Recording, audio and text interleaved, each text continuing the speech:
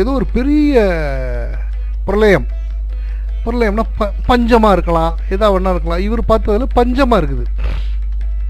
இவரோட கால்குலேஷனில் ஏதோ ஒரு பெரிய பஞ்சம் வரப்போகுது அப்படின்னு பார்த்துட்டு இவர் சொல்கிறாரு எல்லாத்துக்கிட்டே, எப்பா பஞ்சம் வரப்போகுது, இதாகிருங்க, எல்லாம் சேமிச்சு வைங்கிறாரு. இவரை சொல்கிறது யாரும் அப்போ கேட்கல. என்ன பஞ்சம், பெரிய பஞ்சம் நாங்கள் பார்க்காதா அப்படிங்கிற மாதிரி அசால்ட்டாக இருந்துட்டாங்க. இவர் என்ன பண்ணார், தன்னோட ஆடுங்களுக்கெல்லாம் வறட்சி, தண்ணி இல்லாத இதில் வெயிலில் முளைக்கிற எருக்கஞ்செடியை வளர்த்து, அவரோட தோப்பில் வளர்த்து அதை தீனியாக கொடுக்குறாரு. இப்படி தீனியாக கொடுக்குறப்ப ஊர் மக்களை பார்த்துட்டு, இந்த பர்றா வயசானவர் எருக்கஞ்செடியை கொடுத்துட்ருக்காரு ஆட்டுக்கு, நல்லா பசு பசுன்னு புல்லு முளைஞ்சு கிடக்குது, எருக்கஞ்செடியை கொடுத்துட்ருக்காரு பாரு அப்படின்னு எல்லாம் அவரை பற்றி பேசிட்டு